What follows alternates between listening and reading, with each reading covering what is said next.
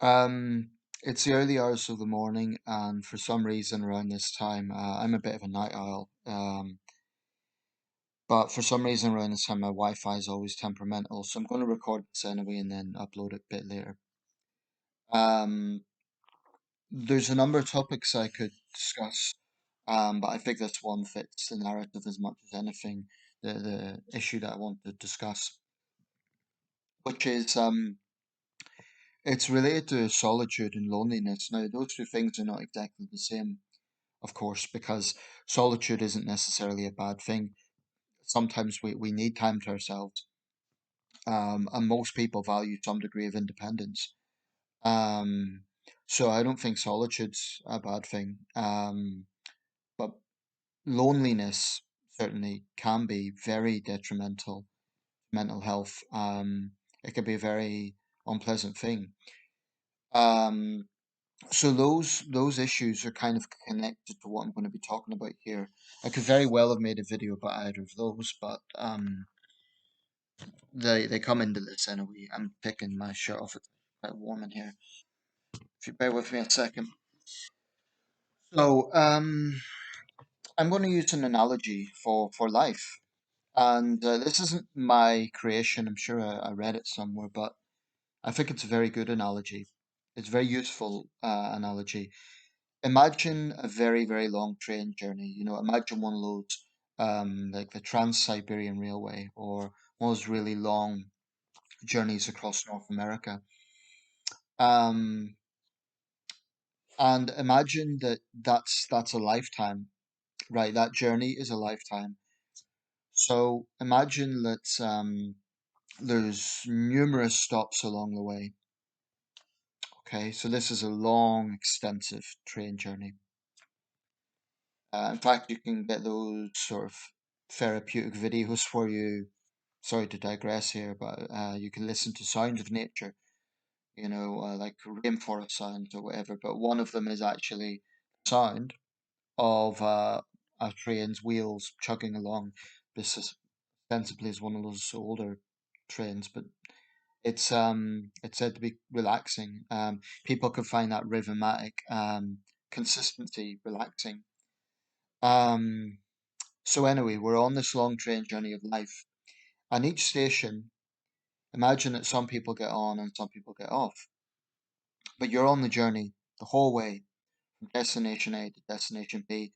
Now, if we're looking at this as life, imagine destination A is birth, and destination Z, for want of a better term, is death, is when we pass away. This is life on Earth. So if you've got theological beliefs in an afterlife, let's just put that aside for now. We're looking at life on Earth. So people get on and people get off. Well, it's useful to sort of think of life like this because in this life, we most people will meet thousands of people, and some, perhaps because of the job, perhaps because they're in public life, will meet many more. But most of us will meet many, many people in this life through work, through acquaintances, through circumstance. But the reality is, no matter how much of a people person you are, um, I think the truth is, ultimately, there will only be a small, small number of people who will truly be with us throughout. Um, family, usually. This isn't always the case because families can be broken, families can drift apart, families can have tumultuous times. There could be all sorts of things going on there. So I don't think people should sort of amplify what's an ideal family onto everyone else because not everyone has an ideal family. Some people are estranged from their parents or their siblings, and that's I don't think others should judge that. It happens in this life. But for a lot of people, family is one that is consistent. Um, your parents are always there when they're there. Your siblings are always there. It may not be that they are, you may not even be that close to them, but they're always there. They're always your siblings, or your parents. So I think that would be one example. A close friend. I love the TV show Friends. Actually, I'm drinking from my friend's mug at the moment, just a quirky little mug. For some reason, it only shows the girls. I love that show, but one thing that was perhaps a little bit unrealistic about it, and I've always felt this, was it projected this image of six people who were consistently close, like this six group of friends, through circumstance, if you know the show. And the same with the Big Bang Theory. A lot of those sitcoms, they project this idea that you have these little groupings of people that are consistently close. I think the reality is a little bit more complicated than that. I don't think there's actually that many people, that many friendship groupings out there. Certainly not true in my case. I mean, I have friends and some of them know each other, but I don't really have a group like that, where it's one little unit. I often think it would be nice to have that. I don't. And I suspect most people don't. It may look that way sometimes, when you, especially when you're going through a lonely time, when you feel alone and you see groups of people, that can amplify it. That can sort of make you think, yeah, they've got that little social unit. There's five of them or six of them or eight of them. But we just don't know. I mean, it might look like that, but you might find some of those people have decided to just go along that night and they're not actually very close friends.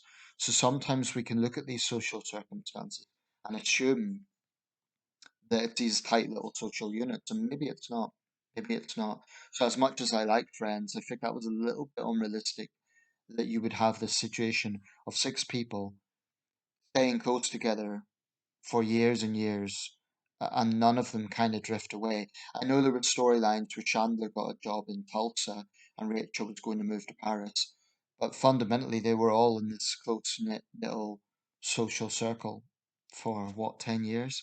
And we assume longer because of the backstories. Um, so I loved Friends, but I think that was a little bit unrealistic. Um, I mean, we can look at this as friendship, but it can also be in terms of relationships.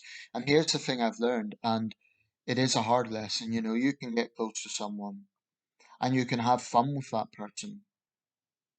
And I'm not talking romance here, I'm talking friendship. Um, and there's a real rapport in it. It's good times and you have a happy memory of them.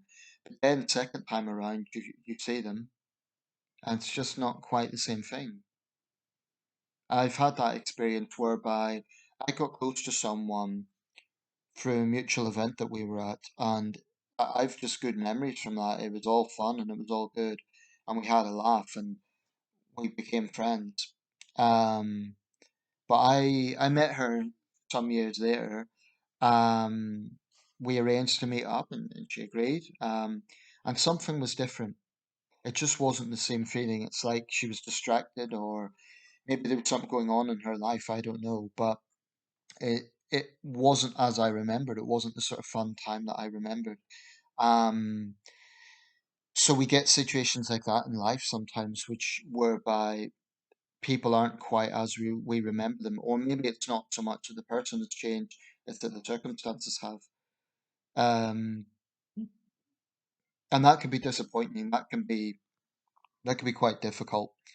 Another difficult thing is when we get, like I said, we get close to people and they disappear. Now, I'm not talking here about my recent experience with ghosting, although that's certainly been a devastating blow. It's been pretty damn rough. I'm talking more generally, whereby you get close to someone and they drift off. And it could just be the passage of time. I mean, there doesn't need to have been an argument or a disagreement. It might just be that the passage of time, people drift away. This has happened to me quite a lot, and it's quite hard. I mean, there's people I know that I've become what I felt were close friends, and they just drifted away. I mean, I remember a guy at university I was very close to, and I don't know what happened with him. I think we have to remember not everyone has social media accounts, and that's why, when people bash Facebook, they need to remember that actually, for all its flaws, and it has many flaws, it is a good tool for keeping people in touch. Um, So if someone doesn't use social media, it is harder to keep in touch. They might have emails, but people might not always respond to emails. They might just use it for business. So that can be hard, when you've got a good memory with someone and then they just drift away from your life. But again, use going by this train analogy, it was just their stop to get off at, to look at it that way. I think it's a useful analogy because if we look at it that way, rather than looking at it as everyone is supposed to stay on the whole train journey, that's not realistic and it's not going to happen. I mean, I've met so many people in my life and people I really liked and respected, and they're gone now. And there was no argument, there was no reason. It just naturally developed that way. But there's people I know in my life now that I don't want to lose. And the idea of them being lost is not something I want to think about. And I don't consider myself a clingy person. It's not like that. Like I say, everyone needs space. But this is just one of life's lessons. People come and they go. I think it's particularly hard when we're talking about romantic situations. Obviously, very few breakups are good. I mean, you get some situation where one person's being abused and it's a toxic relationship, and getting out is actually a very good thing for them. It's freedom. It gives them their personal sovereignty back, and it can be a very good thing. But I suspect probably in most cases, breakups are not fun. There can be some animosity, there could be a heated argument, there could be irretractable misunderstandings, and there could be a lot of hurt, a lot of emotional hurt. This is why I think that for me, an approach I've always taken is that communication is so very important because if the other person is assuming they understand something, or if you're assuming you understand something, maybe you don't. Maybe you've misunderstood that person. So this is why communicating is, um, if I do rejoin that site, it's something that I'm going to definitely prioritize. I will say to the woman, look, this is what I think about this. Do you feel the same way? And if she doesn't, then it's not going to work out. I mean, my how I place communication as a value. Um, it's not really much more to say. I think that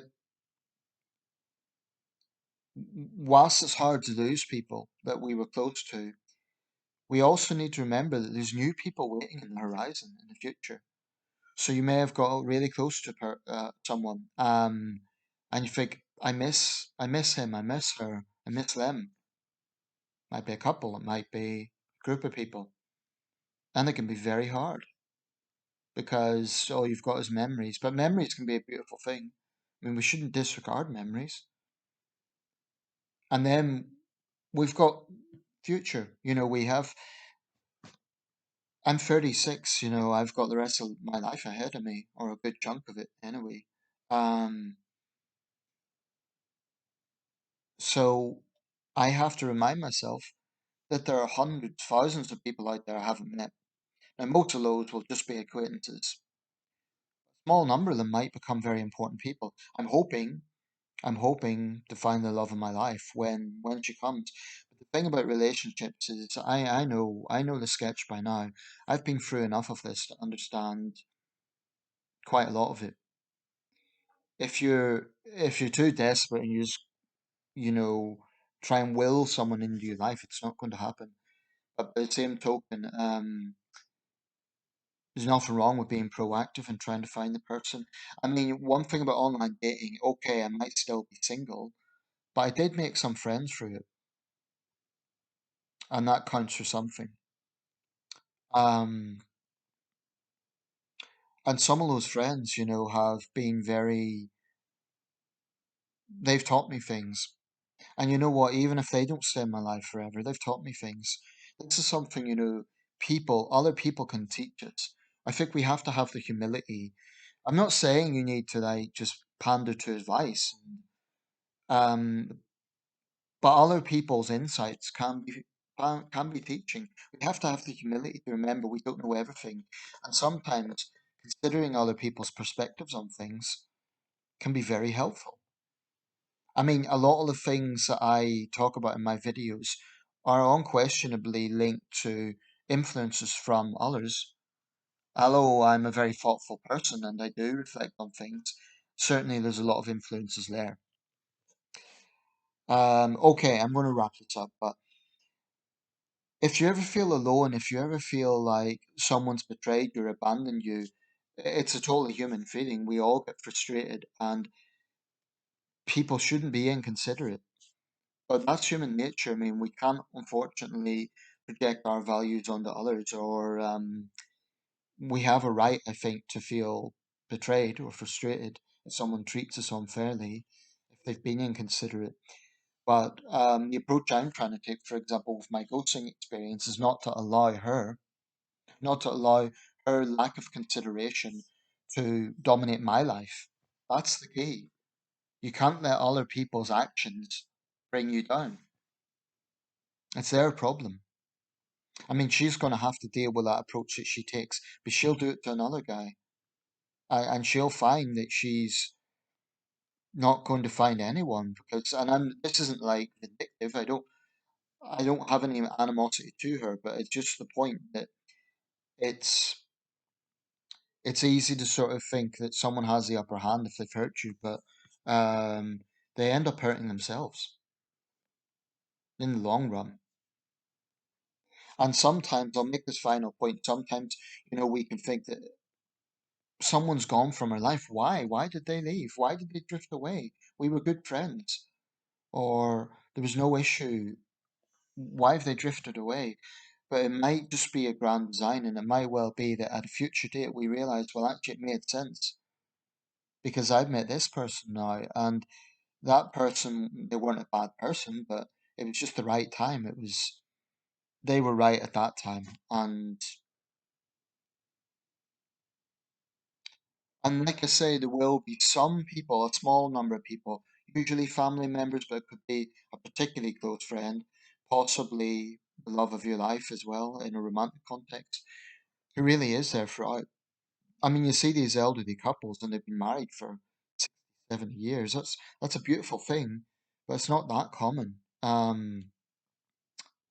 So I think being comfortable with this journey is a very, very important thing to take away. Let me know your thoughts.